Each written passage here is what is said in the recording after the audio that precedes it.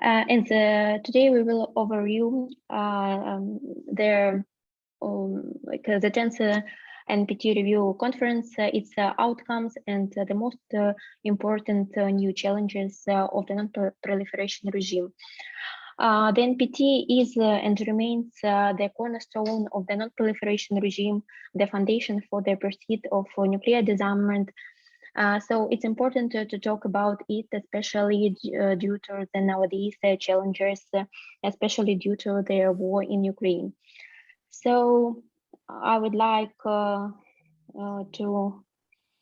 invite the first speaker. It's Dr. Shorena Lortkipanidze. It's a great friend of ours, and she's a founder and a board member of the Civil Council on Defense and Security from Tbilisi.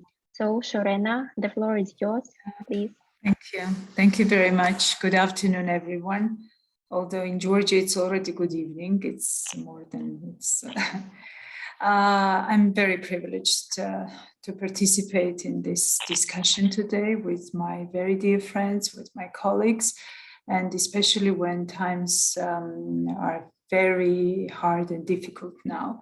And actually the NPT review conference, which was held during August in New York, I think it proved the difficulties of these times. And of course, the context for the conference was different from other conferences because it's ongoing war in Ukraine, because of nuclear state attacking and trying to occupy, invade non-nuclear weapon states or negative security guarantees are violated by Russia.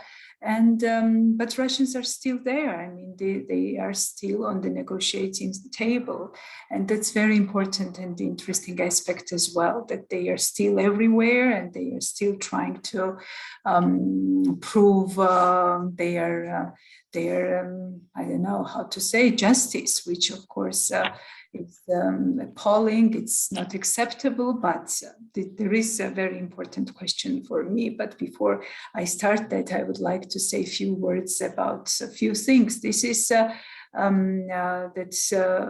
role of nuclear weapons is growing. Yeah, we have stated it in our announcement about this discussion as a key sticking point for non-proliferation regime. And also another topic is the lack of shared and steadfast commitment to Article 16. First of all, I think that nuclear weapons were always very important for nuclear non-proliferation regime because the whole deterrence system lays on nuclear weapons. But the difference from perceiving and understanding that is that we have war in Ukraine now, and civilian and nuclear facilities are in serious danger, endangering almost 50 million of population of Europe and Eastern Europe, Russia itself, and of course Ukraine. So this is it's more, we feel it, of course, there is more a sense of what is going on and more understanding how dangerous Russia is. Another is Article 6, which is very important and which actually speaks about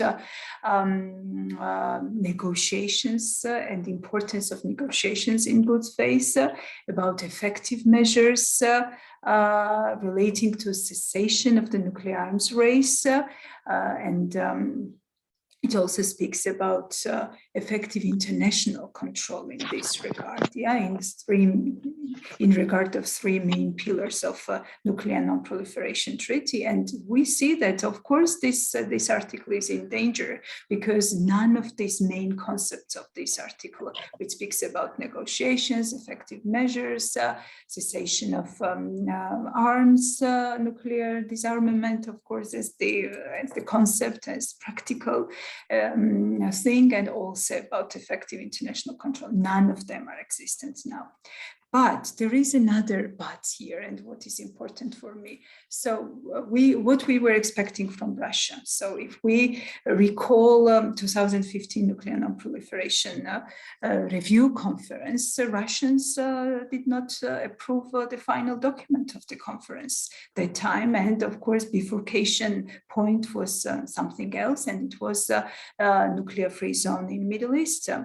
And what we see now, actually, parties worked so hard to produce this 34 pages document, including some consensus and commitment on in Middle East nuclear-free zone. But this is no more as a matter of discussion or any contention, but there is another point.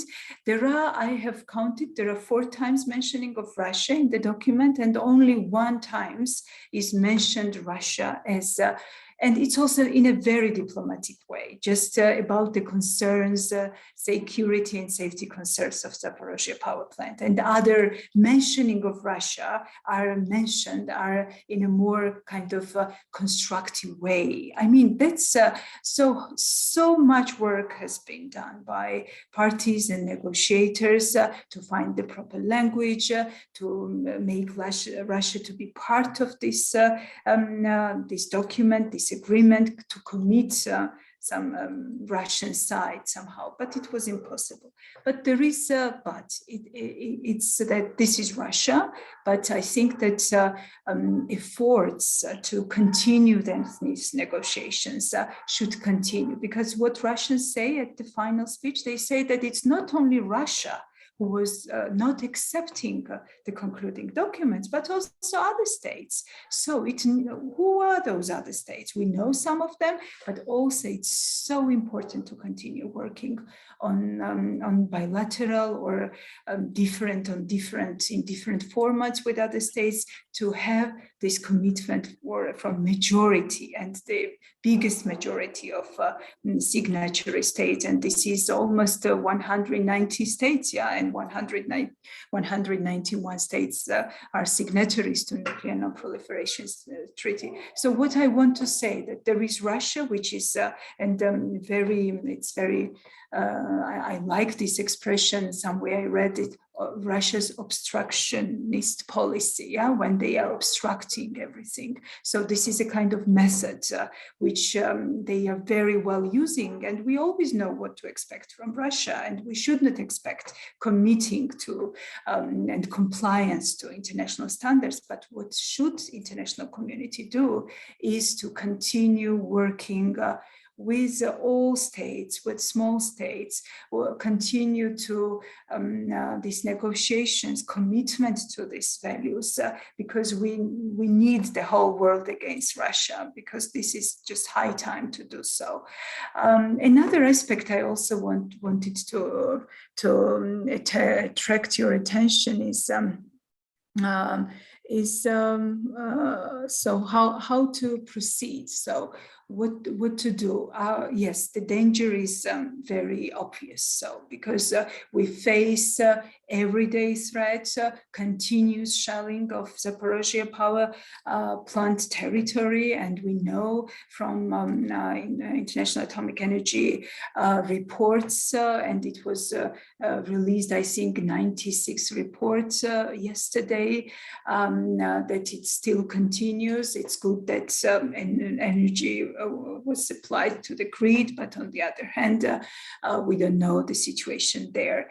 Most probably, so it's Chernobyl scenario could be also developed when they left Chernobyl sites with everything in destruction. So something like that could possibly be, but on the other hand, Russia is not going to give up on Zaporozhye, because it's a great tool for nuclear terrorism and blackmail, and they are using it greatly. So, and what to do now? So what to do? So my first point, and I'd like you also maybe to comment about that, we should, international community, US leadership, all these big powers, Western leadership is utmost important to continue cultivating this, dedication to the order we have now, and to continue negotiations, to continue building very strong ties between countries and among countries to counter Russian aggression on international scale, because Russians still feel some support from certain states, and they still, this is something which is absolutely unacceptable. Second thing is to discuss these topics. We need to find out what to do. So my main question is, what could stop Russia? What could stop and finish this war?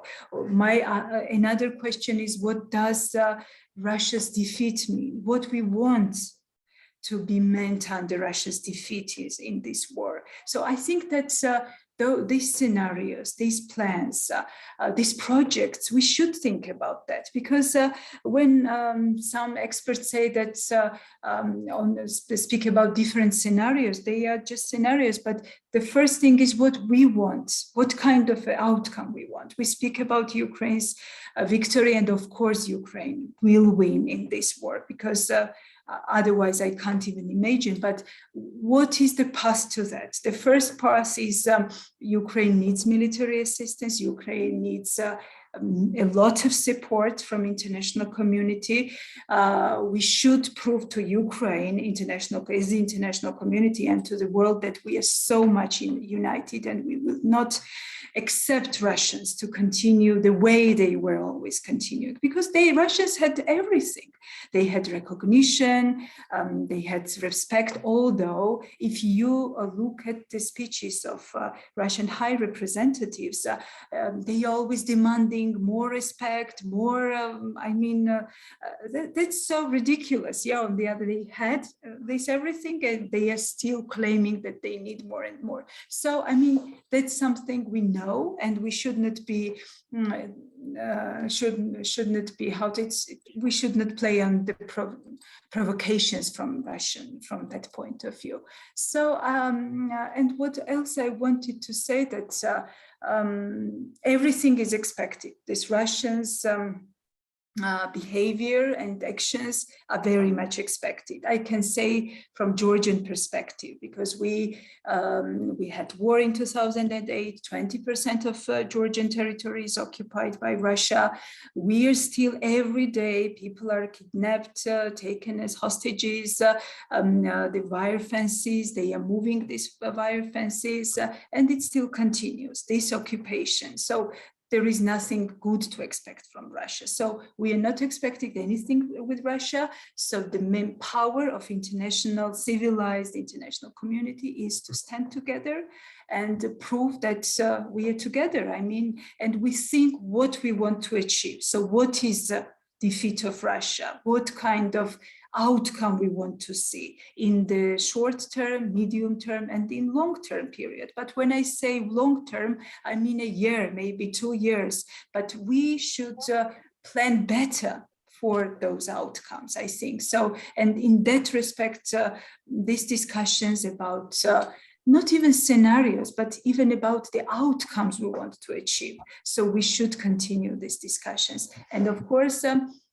I see it is on the expense of human injuries, human suffering, but this is the war the whole civilized international community should win.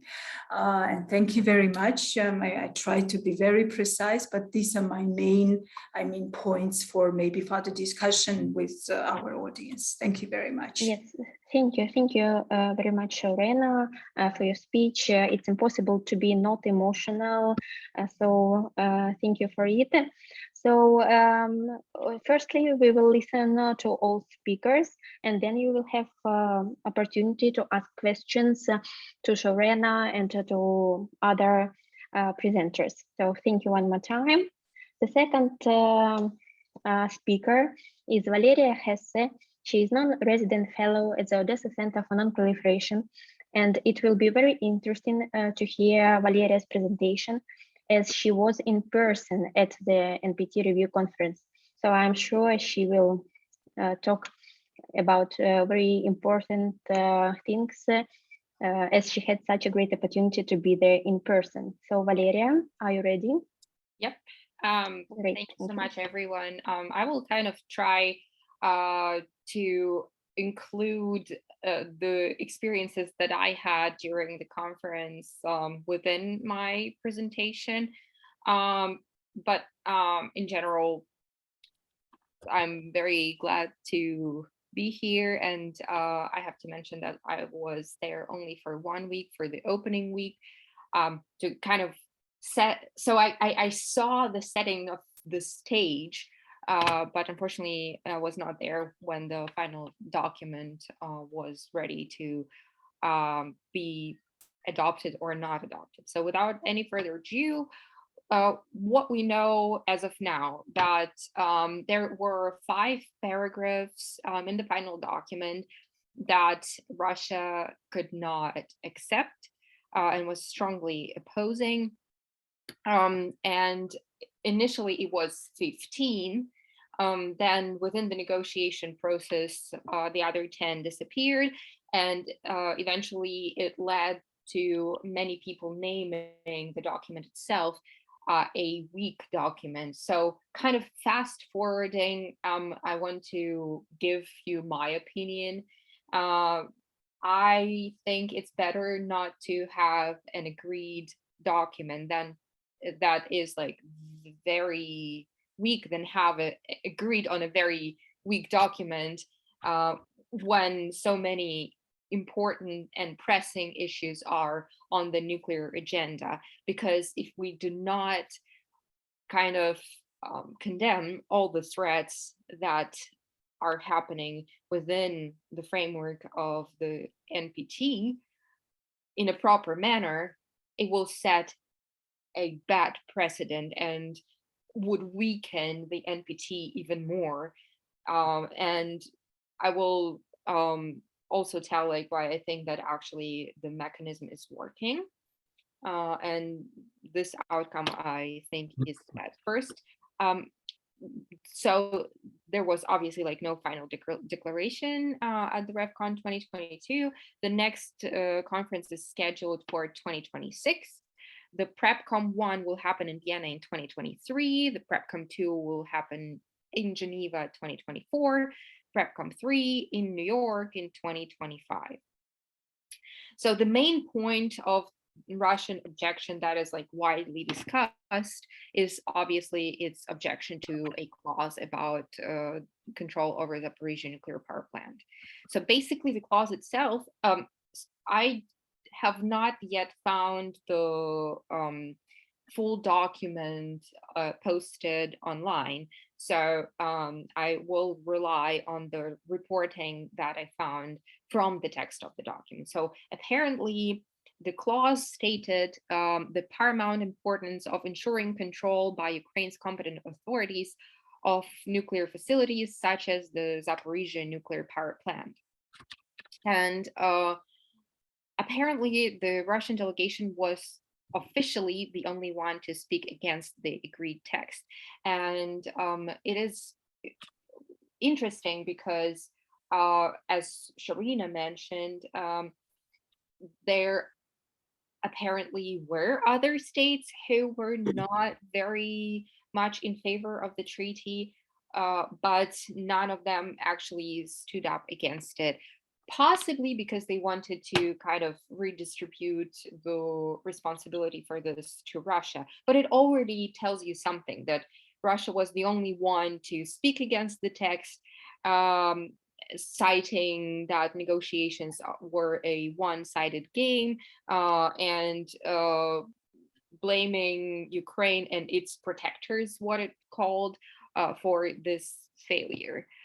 But it tells you that about the broader situation and the broader consensus against the militarization of nuclear facilities and against nuclear terrorism. And I can explain later why I firmly believe that what Russia is doing can be called nuclear terrorism, even though it is perpetrated by a state. So in general, it was not very surprising that the 10th NPT review conference ended without an agreement, because there were a lot of pressing issues that did not anyhow change from the last review conference, and there were added more problems on the table than it even used to be.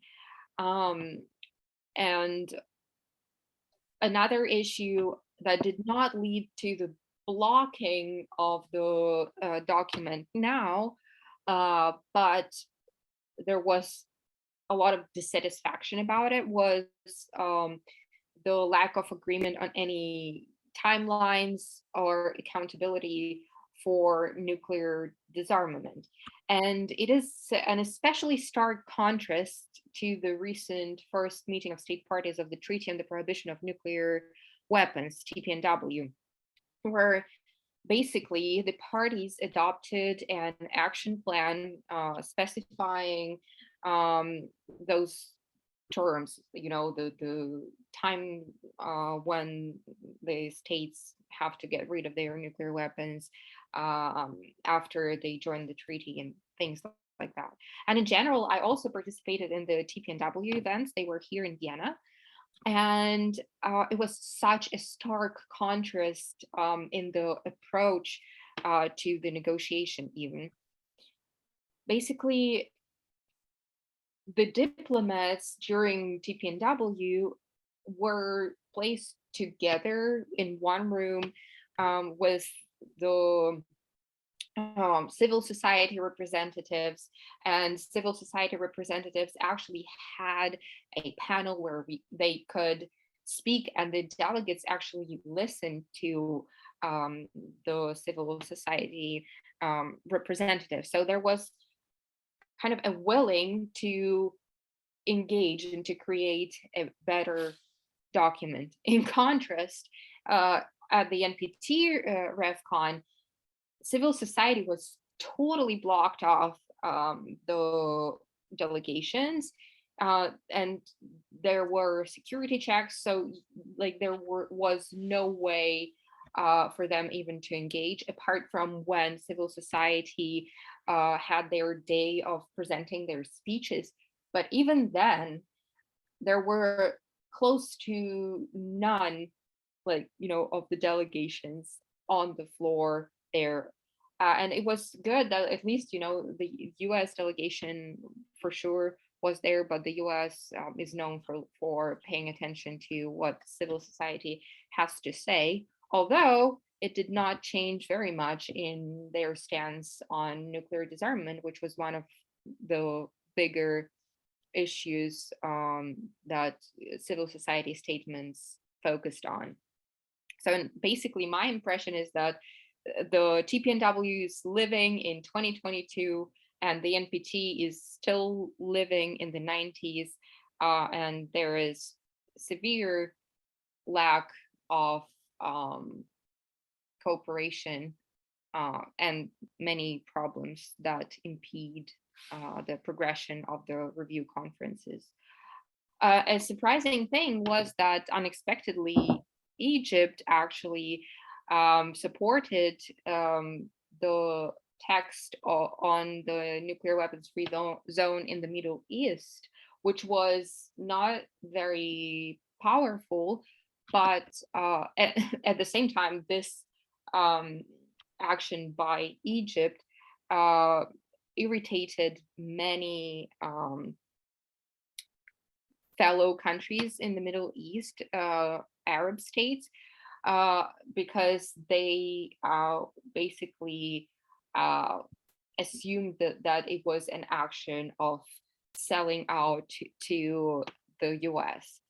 And of course, the disarmament issue was like a big elephant in the room. There was total lack of ambition on on behalf of on the part of 5 official nuclear weapon states. Although US, the UK, and Russia declared their commitment to the nuclear-free world in their statements, France mentioned some what it called realistic approach to disarmament, which was confusing and obviously it is a weaker language than, at least stating that you are committed to the nuclear-free world. Whereas China drew a path through security to disarmament, basically mentioning, as it usually does, it is in general, it's a nuclear posture, that first the US and Russia have to reduce their stockpiles, and then China will think about it, will follow. So yeah, and in the final text, the elements of the disarmament elements were diluted by all the 5 official nuclear powers. And also they were totally disrupting the efforts to recognize the Treaty on the Prohibition of Nuclear Weapons as complementary to the NPT. And this was something that, so in the course of the of the NPT events, like the first week, I was able to participate in a meeting directly with Gustavo Slovinin, and like everyone, of course, recognized it, that it will be a stumbling block. And he mentioned that it would be nice to at least recognize, the existence of the NPT, not even the complementarity. But from what I see, it sounds like even that did not happen with the proposed final text of the treaty. So the risk reduction was the priority, and not, nuclear disarmament talks. And even with risk reduction talks, Russia kept pushing its political agenda. So for example, I participated in a French side event on risk reduction where the Russian representative Igor Vishnevetsky, who by the way holds a old Ukrainian Cossack last name, which is weird to me. He was very, very arrogant and derogative towards what is happening in Ukraine, basically, hijacking the time of the Q&A session of the risk reduction side event, and talking how it is not a war, and basically it is what he called an internal Slavic issue, which was so enraging. I was there in the room with another Ukrainian, and we could physically feel, how like we started shaking with anger. If you haven't felt it, I don't recommend. It was really annoying, and to understand that this person is talking about it as some sort of a game, when actually your friends and their families are either dying or losing their property, and definitely losing their normal day-to-day routines. So basically, with all this in mind, after 4 weeks, the 151 countries that participated actually were unable to come up with a good document, which is reflective of what is happening on the international agenda. And it actually blew up hopes for arms control, and most probably elevating the chances of arms race. And in this sense, it's interesting to hear the Belarusian recent claim that it modernized its Su-24 fighter jets to be able to hold nuclear weapons, which is interesting. It is interesting that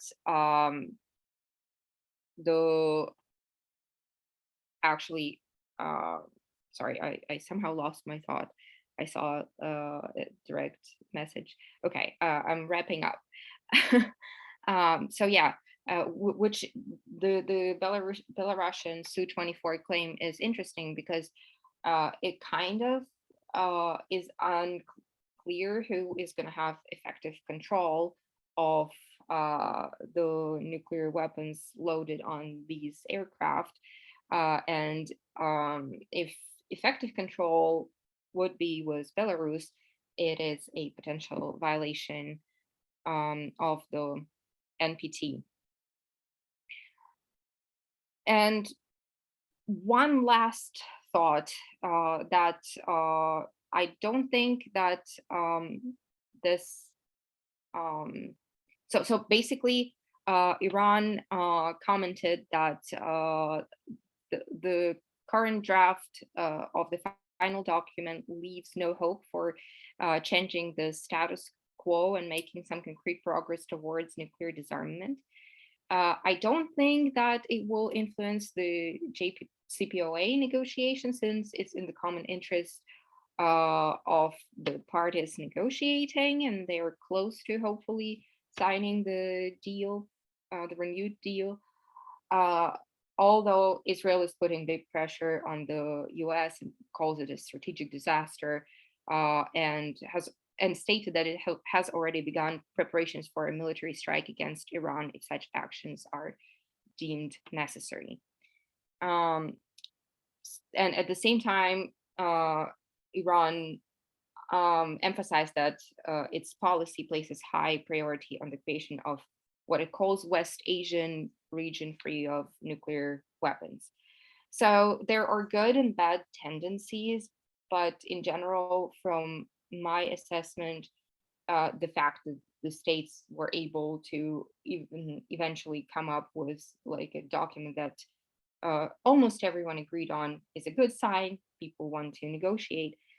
And at the same time, on the one hand, the willingness to negotiate and be constructive rather than demolish the treaty is good. On the other hand, appeasing, aggressors, not naming names, and for smaller states not objecting the wrong in full is not a good tendency for the NPT. There's that. Thank you so much for your attention. I'm sorry I took so long, but I had so much to talk about, and I hope it made sense. And I really, really want to engage maybe further in the discussion about like nuclear terrorism or not nuclear terrorism at Zaporizhia. Thank you very much, Valeriia, for this wonderful overview of the main issues. And now I would like to invite the last speaker, but not least. It's Nomsa Ndongwe, Research Associate at the James Martin Center for Nonproliferation. Please, Nomsa, the floor is yours. Hi, everyone. Thank you for having me. It's so nice to see so many familiar faces or read familiar names, I suppose would be accurate for those of y'all who are camera off. As Valeriia said, my name is Nomsa Ndongwe, and thank you, Valeriia, for pronouncing my name well. I was trying.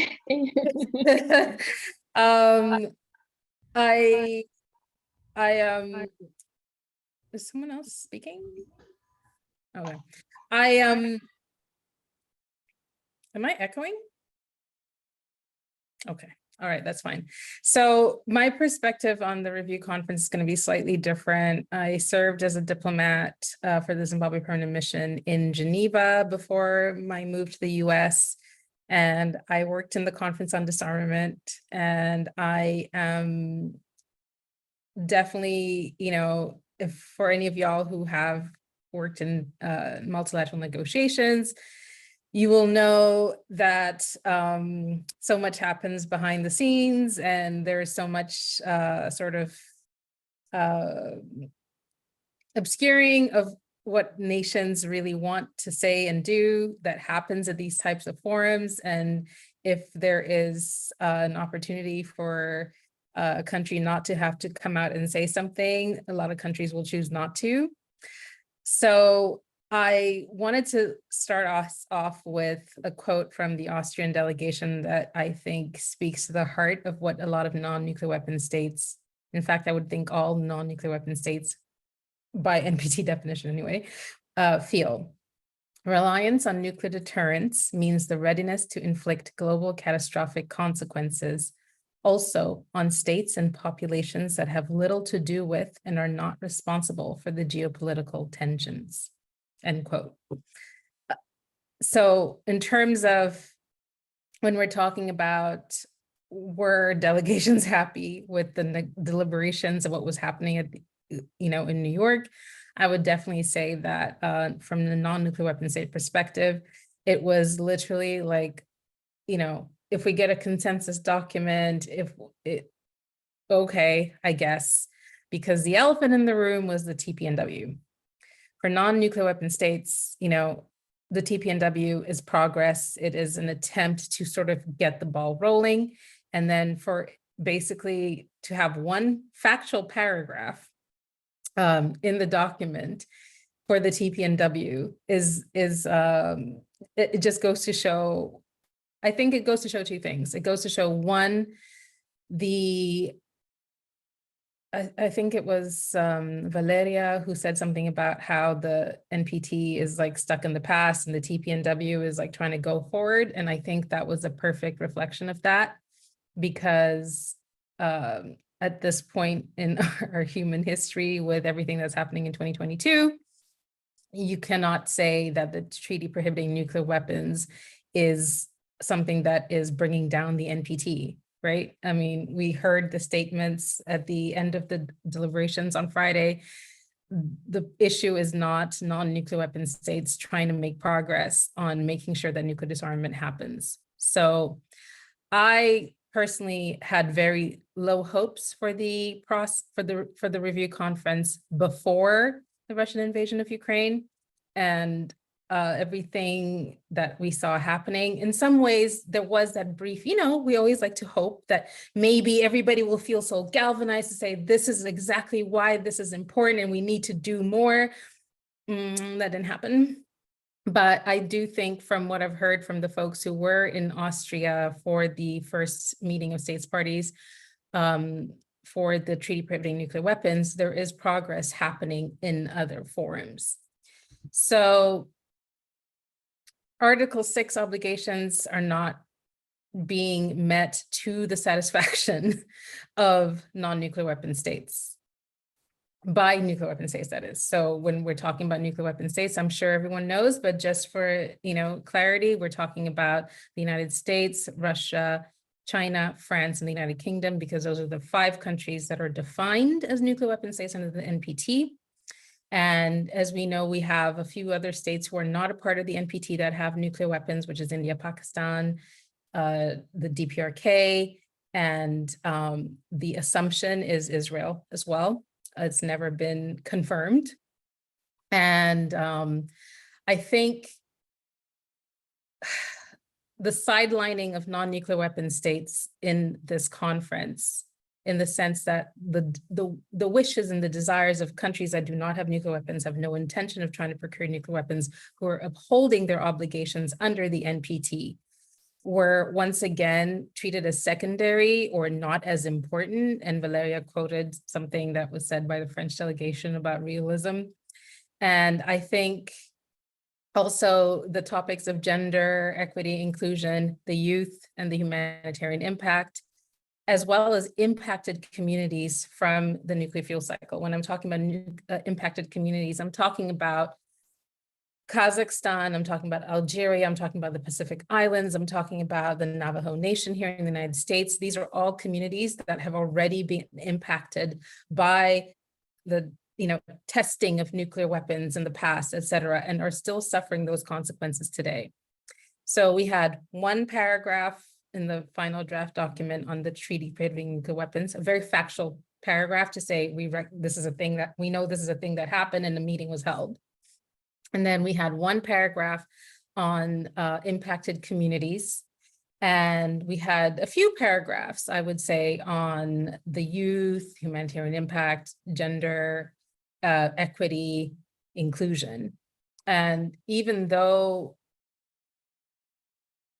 I would have hoped we would have more, I would have liked to have had more, I also thought that that was one of the most hopeful parts of the entire process, which was that it was sort of the first time we've had a moment where the NPT review process has actually made an effort to have, for example, they had 50-50 representation at the higher levels for the review conference, not by delegations, but within the secretariat and the people who were basically running the show for the review conference, which is the first time that's happened. And the fact that we had so many great civil society-led side events and interventions, we had working papers. For the first time, we had the youth involved, and I took part in that exercise, which resulted in a paper with recommendations, basically things that are like forward-looking to say, the people who are making decisions today are not going to be here tomorrow, as in, 20, 30 years down the road, and the baton of knowledge and institutional knowledge, and also just, transfer of ideals and principles has to happen at some point. So it was nice to see that there was an attempt to do that. However, there were some delegations who thought that it was not important and that it was superficial or not, very relevant. And unfortunately, I think that the debates and the discussions for the NPT review process this time around, everything that sort of stymied progress was trying to hold on to the way things were done in the past and the way things were looked at in the past. So those are basically my thoughts in addition to what everyone else has spoken about regarding, what went wrong. But I do think that I would be interested to know how we can continue to hope that this process will remain relevant, because, there is a very real chance. I always try to use metaphors, real life metaphors. And the metaphor that I would use for the review conference and nuclear weapon states, for example, is to say, it's like when you grow up and you have your parents and you have your grandparents, and there's the matriarch and the patriarch, and these are the people that everyone looks to. And then at some point you are grown enough and knowledgeable enough that you can say, hey, why don't we try doing things this way? Or, you need to take your medication because you're getting on in age. And they say, you don't tell me what to do, you're just a child. And you're like, well, not really.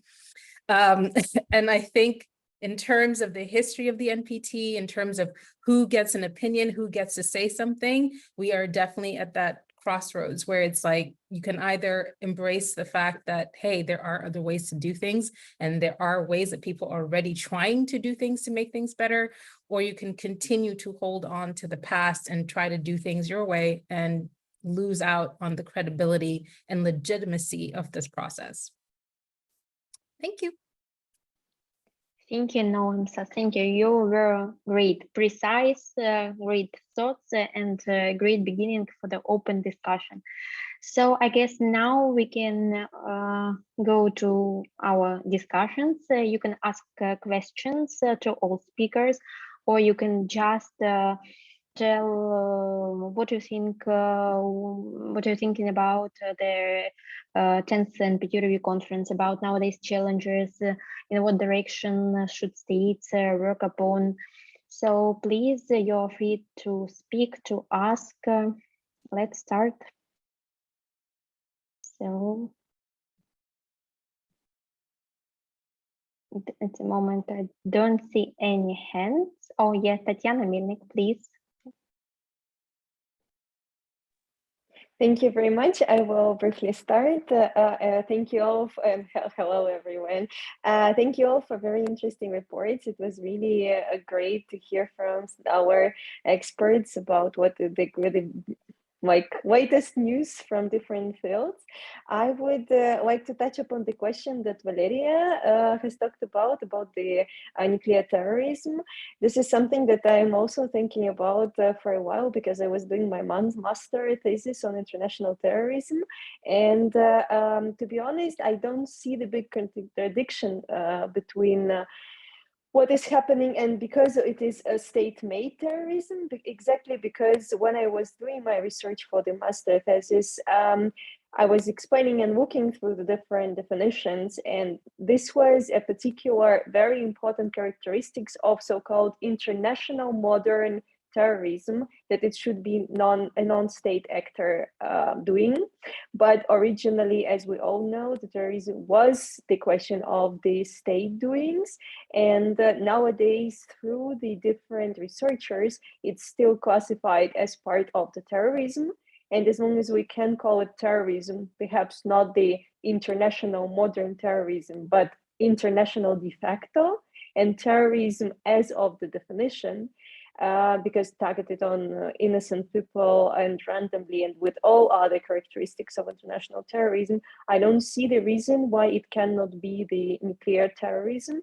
And it's also a very important difference, because if we have seen previously that the states were sponsoring the terrorist groups, now it is a direct participation of the state actor, and this should bring and make it easier with the big problem. They like make it easier for the international justice, because the biggest problem that you cannot prove who has done such a terror act is now out of the table. So I fully support this idea. Maybe it will be difficult to bring to justice Russia like these days, exactly these days, but I think it is important to pick up and collect all the facts and frame it like the international nuclear terroristic act by the state actor.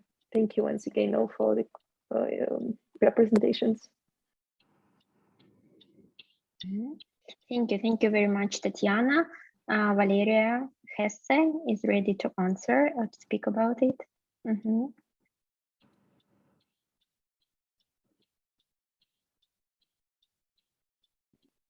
Valeriia?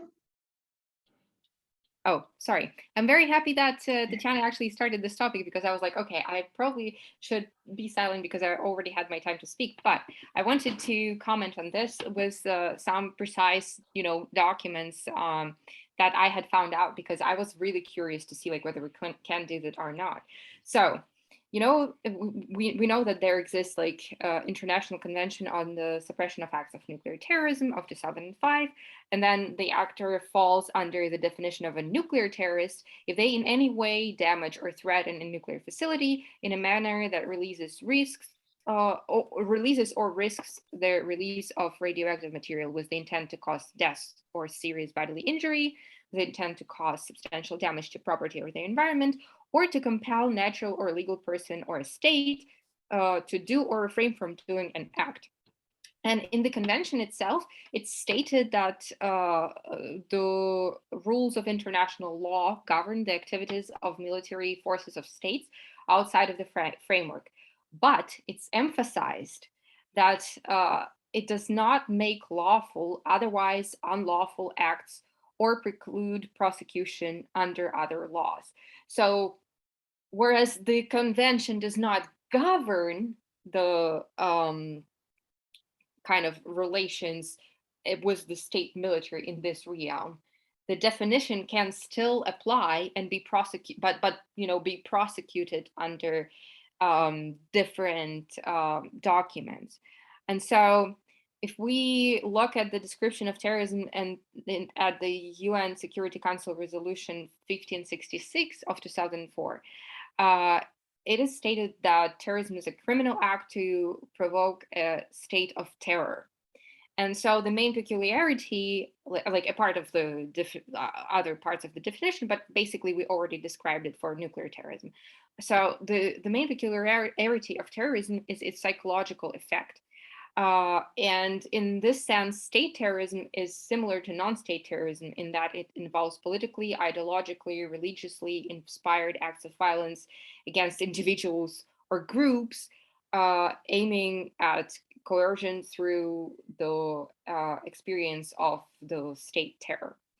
And the only difference basically is that the state is perpetrating this. And there were a lot of talks of like, you know, why Russia is shelling the Zaporizhia nuclear power plant, and, you know, whether, and especially, you know, trolls are saying, oh, but why Russia would shell the nuclear plants that it already controls? Well, there are a couple of reasons. So Russia's 3-day plan to capture Ukraine clearly did not work out. And the losses of equipment and manpower are definitely greater than they expected. And they even had to deconserve a lot of like older weapons systems, because obviously they kind of like want to preserve the modern weapon systems if they absolutely don't have to, you know, use them, because apart from this war, there may be like a bigger threat to them as they assume it. And also in recent days, it increased the size of its armed forces to avoid the general mobilization, which they fear so much. And we have all seen the Yale report on the sanctions and how they're crippling the Russian economy. So basically now it seems like, you know, Putin desires to settle the status quo, and the information, like the messages about this kind of keep appearing also from like Maria Zakharova, that like they all talk about negotiations and how Ukraine is basically thwarting the effort to have negotiation. Also, you know, it damaged the radiation monitoring systems and destroyed fire department at Zaporizhia nuclear power plant. So they all these actions are intended to sow panic among the population, both in Ukraine and the neighboring countries, you know, instigate radiophobia, and force the negotiation on Russian terms. And this, in my opinion, fully falls under the definition and what constitutes nuclear terrorism. And from my perspective, obviously, like any negotiation on the status quo at the moment will only create a temporary solution until Russia regains its power, and it will proceed further. Okay, thank you, Valeriia. First of all, I would kindly ask all participants to turn on the cameras if it's possible, because I would like to make a group photo of today's event. So if it's possible, please turn on the cameras and we will make a photo of this wonderful first webinar.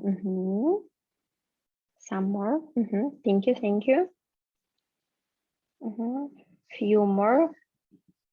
Vadim Ivko, Timofey Bibik, Irina. Okay, smile or not smile. Great. One more time, because one participant. 1, 2, 3. Super. Okay, thank you very much. Thank you, Valeriia, for your continuation of our discussion. Maybe there is someone who wants to add something about nuclear terrorism about the Zaporizhzhia nuclear power plant, as I received one more question from Dan Vergana. He is interested about the view on how dire the situation at the Zaporizhzhia nuclear power plant at the moment, and is there any news of an IAEA team visiting in any way reassuring, or is an eventual crisis there looking inevitable? So maybe someone wants to speak about it, like more detailed. Maybe someone has more information about it.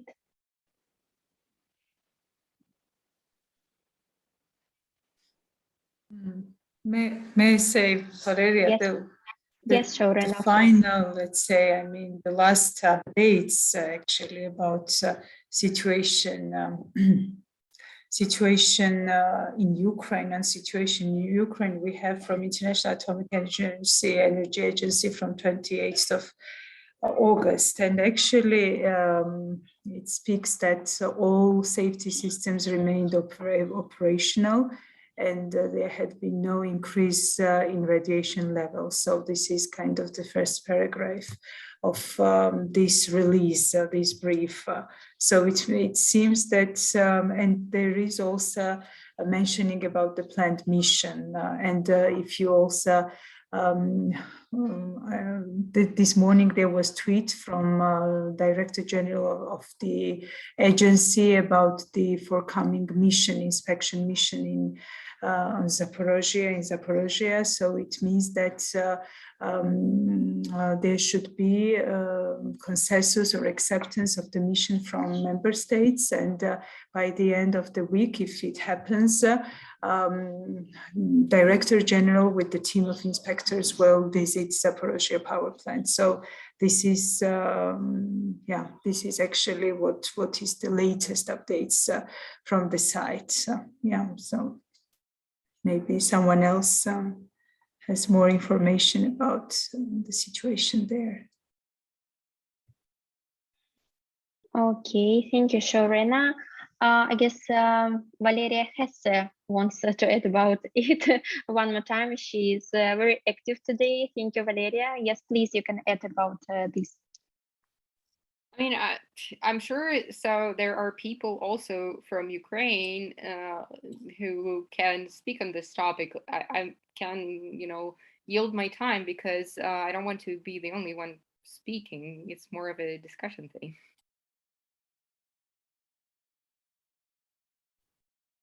I would be curious to hear Anna or Timofey. Yeah, because they are like more like specialists in this field. So maybe Timofey or Anna, maybe you're ready to share with us, because Valeriia, perhaps since the presentation part is over, you can stop recording so people feel freer to share their opinions. Yeah, could it be? Maybe I should really stop. What do you think, Hannah, Natalia? Could I stop already recording the process?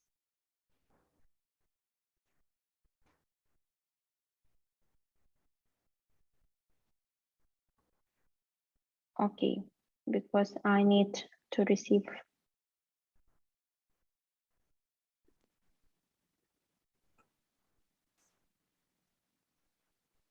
Hannah, are you here? I think it's better if you stop recording, because it's kind of not official point of view, but still some thoughts on this. So if it's yeah, okay, I will stop recording. One more word. I will make a pause, maybe, yeah. August 29th is the International Day Against Nuclear Tests. This was established in 2009 at the resolution which was initiated by Kazakhstan, and as Nomsa mentioned, Kazakhstan was one of the countries which suffered the severe dire consequences of nuclear tests. And of course, Ukraine is one of the post-Soviet states that also gave up nuclear weapons. And there were a lot of discussion under the security assurances by Budapest Memorandum, which has become sort of like obsolete with Russia behavior towards Ukraine. And I think in my conversation with Timofey Bibik, and I don't mean to call upon you, I think you had you spoke with your students about I think you had a survey looking at opinion by your students. What, were they in favor or against Ukraine surrendering nuclear weapons, at the collapse of the Soviet Union, and how situation would be now if Ukraine was a nuclear weapon state. So I just wonder if maybe there will be some comments by all participants or speakers about that, because I think it's very important discussion, especially that, are nuclear weapons, they're deterrent, or are they also some new security assurances for states like Ukraine, who who suffered the sometimes you could hear that, yes, if we didn't give up nuclear weapons, things would be completely different. So I'll just leave it here. So if anybody who wants to say anything, that would be great.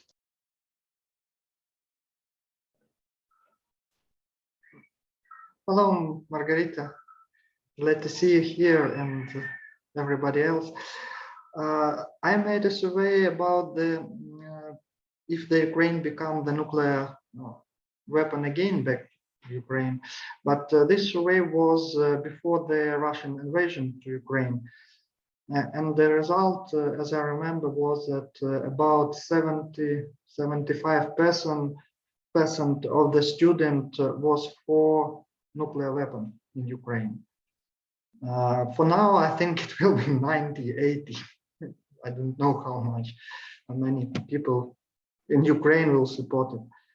I think in September, in a few days, when the education will start, I made again survey among my students. And if you are interested in the results, I can inform you what we have for now. Thank you. Okay, thank you, Margarita. Thank you, Timofey. Okay, if maybe someone else wants to add something, if no, okay. Okay, maybe I will tell just some words, sentences. Today's talks about the NPT review conference. I guess it's very important because still NPT is a cornerstone, and still non-proliferation regime is an important step for the further disarmament, etc. And it's important to discuss, to continue to work in support of the NPT, and maybe to learn about each other's view, and to help for the future NPT conferences. And due to the nowadays challenges, it's also important to talk about it because the distrust to all international agreements is very high, and because of this distrust, the growing role of nuclear weapons is higher at the moment. And maybe non-nuclear weapon states, they can at the moment realize that the only way to deter itself is to have nuclear weapons. So at the moment, it's quite a dangerous path, and the more we talk about it, the better it will be. So if anyone don't want to add something more, then I will thank you for your participation, for all your comments. I will also thank to our three wonderful speakers. Thank you for your time.